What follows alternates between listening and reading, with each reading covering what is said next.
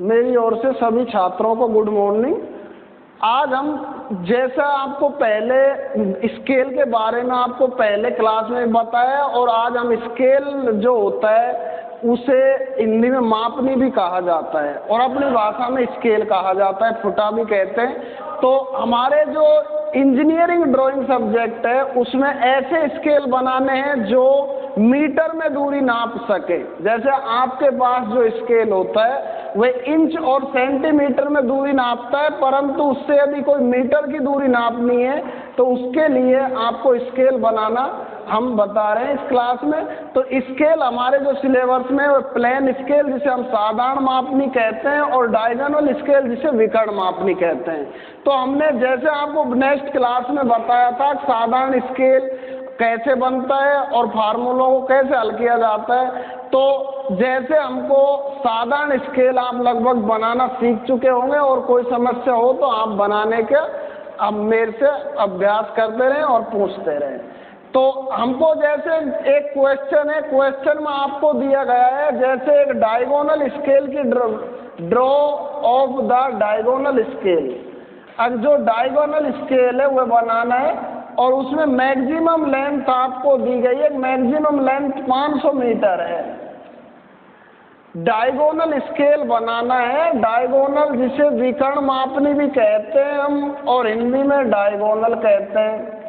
तो ये स्केल बनाने के लिए आपको क्वेश्चन में दिया गया है कि मैक्सिमम लेंथ 500 मीटर है और जो उसमें प्रिंट अंकित करनी है आपको, तो प्रिंट जो माप करनी है वो 374 मीटर दूरी है। अब उस स्केल में आपको 374 मीटर दूरी बतानी है।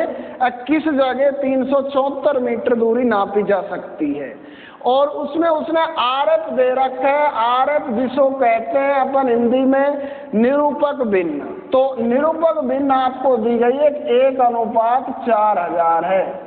तो इन संख्याओं का उपयोग करते हुए और आपको एक विकर्ण मापनी की रचना करनी है, तो हमको सबसे पहले एक फार्मूला होता है जिसके कहते हैं स्केल की लंबाई। स्केल की लंबाई निकालनी है कि स्केल कितना लंबा बनाना है, तो उसके लिए एक फार्मूला दिया गया है लेंथ ऑफ द स्केल बराबर आरएफ गुणा मैक्सिमम लेंथ। आरएफ निरूपक भिन्न गुणा अधिकतम लंबाई कितनी है। प्रश्न में जितनी अधिकतम लंबाई है उसे आरएफ से गुणा करके और आपको लेंथ ऑफ द स्केल प्राप्त होगी, जितनी स्केल की लंबाई निकलेगी।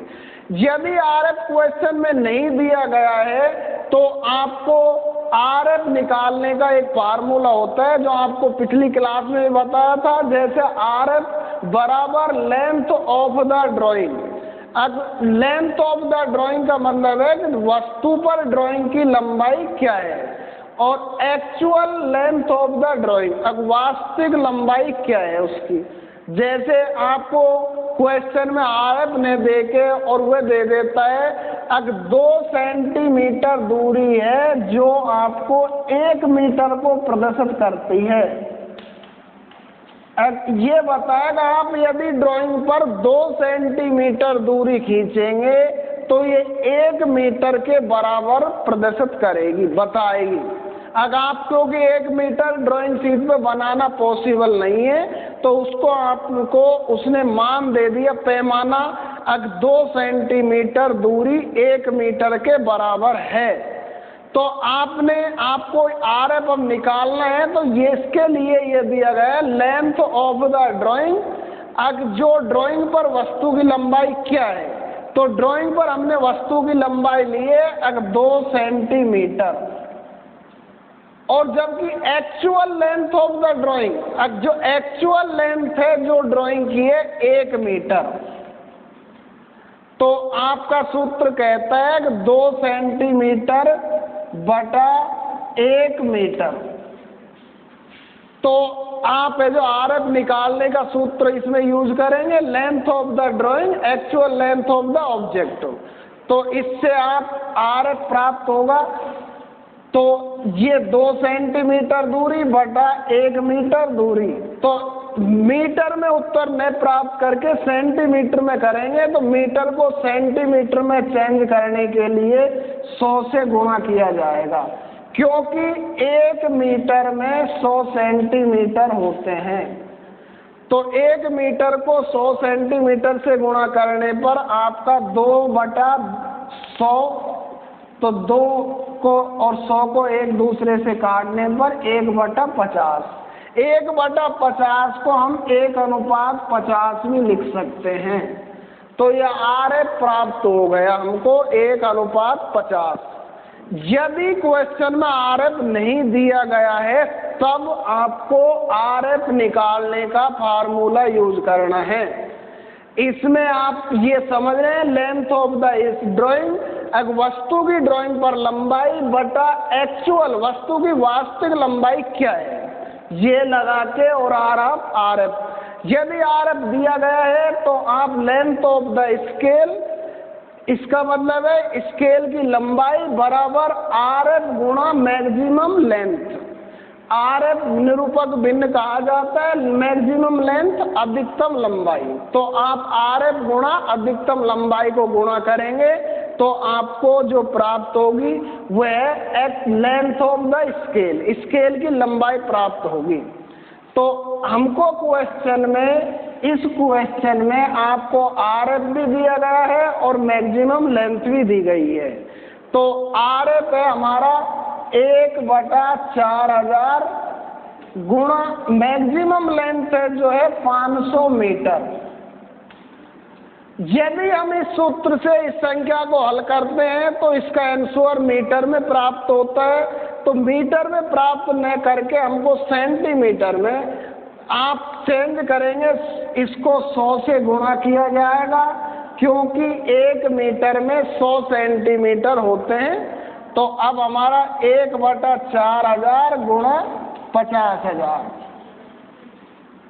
तो 3 0 से 3 0 हटाई और 4 से 50 को काटेंगे तो 12.5, तो 12.5 को 1 से गुणा किया जाएगा तो ये आ जाएगा 12.5 सेंटीमीटर। जो ये 12.5 सेंटीमीटर आई है, ये आई है लेंथ ऑफ द स्केल। अब स्केल की लंबाई जो आप प्राप्त हुई है वह 12.5 सेंटीमीटर है। अब आपको 12.5 सेंटीमीटर लंबा स्केल बनाना है, ना कि 500 मीटर लंबा, क्योंकि 500 मीटर बनाना पॉसिबल नहीं है। तो अब हम 12.5 जो है वह दूरी लेके और एक स्केल की रचना करेंगे। 12.5 ले ली और ये दूरी कोई निश्चित नहीं है, ये 12.5 सेंटीमीटर दूरी ले ली है।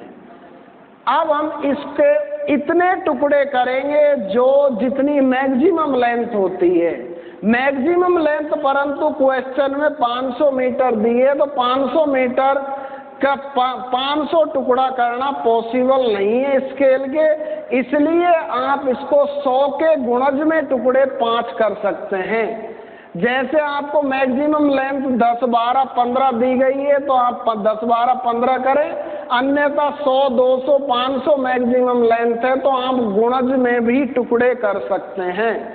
जैसे 100 होने पर आप 25 के गुणज में 4 टुकड़े कर सकते हैं या 20 के गुणज में 5 टुकड़े कर सकते हैं, परंतु 100 टुकड़ा करना पॉसिबल नहीं है।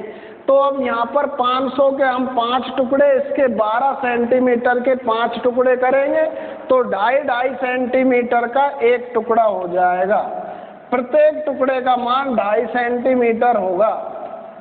तो 2.5 सेंटीमीटर के आप इसमें से 5 बराबर के टुकड़े किए।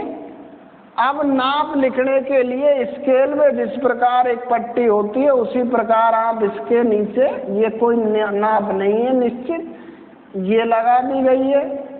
वही साधारण मापनी जो प्लेन स्केल में होता है वही प्रक्रिया करते हैं। अभी यहाँ तक का कोई अंतर नहीं है प्लेन और डायगोनल में। डायगोनल भी इसी प्रकार बनेगा और प्लेन भी इसी प्रकार बनेगा। तो अब हम यहाँ से 1 पे न लिख के यह लिखेंगे 0 और 100, 1 नहीं लिखेंगे, 100 गुणज में है, 200, 300 और 400।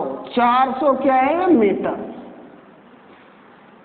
अब हमको उसने कहा है कि आप इस स्केल में जो आपको बताना अंकित करनी दूरी है, जो प्रिंट करना है, उस दूरी का मान है 374 मीटर दूरी। 374 मीटर दूरी के लिए आप यदि ये 374 की जगह 300 मीटर दूरी हो तो आप डायरेक्ट 300 से और यहाँ से यहाँ तक लेके और 300 मीटर लिख सकते हैं, परंतु 374 होने के कारण इसमें डायगोनल बढ़ाया जाएगा स्केल को। आप कोई निश्चित नहीं है, न इसका एंगल निश्चित है और न ही लंबाई है। स्केल की सहायता से एक लाइन लेंगे, इसमें 10 बराबर टुकड़े कंपास से करें, बराबर की चाप लगाएं 10। लास्ट की चाप को स्केल से इस जगह मिलाते हुए सेट स्क्वायर की सहायता से सभी पे पैरेलल लाइन डालेंगे। सेट स्क्वायर से डालनी है समांतर रेखाएं 10। अब प्लेन होता तो इन लाइनों को बिल्कुल सीधी 90 डिग्री में खींचते, परंतु डायगोनल होने के कारण इनको आप प्रॉपर यहाँ से डायगोनल विकर्ण में ले जाएंगे और सेट स्क्वायर से इन सभी लाइनों को तिरछी बनाते हुए और सेट स्क्वायर ये बना दिया गया है। अब हमारी 1/4 4 के लिए इस तरफ भी आप 10 टुकड़े बराबर करें। कोई निश्चित दूरी नहीं है लाइनों का गैप की, आप कितनी भी कंपास में दूरी लेते हुए और 10 टुकड़े करें। लास्ट के जो चाप है उसे इस जगह मिलाते हुए स्केल से इस लाइन के पैरेलल लाइन सेट स्क्वायर की सहायता से डालें। ये सभी लाइनें डल चुकी है, इनको प्रॉपर पैरेलल जाने दें हॉरिजॉन्टल सेट स्क्वायर की सहायता से। अब आपको इसमें जो दूरी अंकित करनी है वह है 374 मीटर, तो आप 300 मीटर इससे इस जगह तक लेंगे।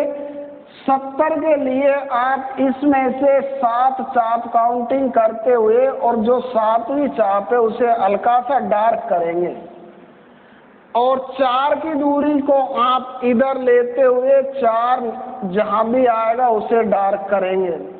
जो दोनों लाइन जिस जगह क्रॉस किए उसे आप 90 डिग्री ऊपर लेते हुए और डायमेंशन लाइन डालकर एरो हैंड बनाते हुए 3:1 में आप 374 मीटर दूरी अंकित करेंगे। तो ये हमारा डायगोनल स्केल बनकर तैयार है। डायगोनल और प्लेन स्केल में सिर्फ इन लाइनों में अंतर होता है, अन्यथा एक समान बनाए जाते हैं। तो आप सभी से आशा है कि आप सभी भली प्रकार जो कोई समस्या हो तो मेरे से संपर्क करें। Thank you.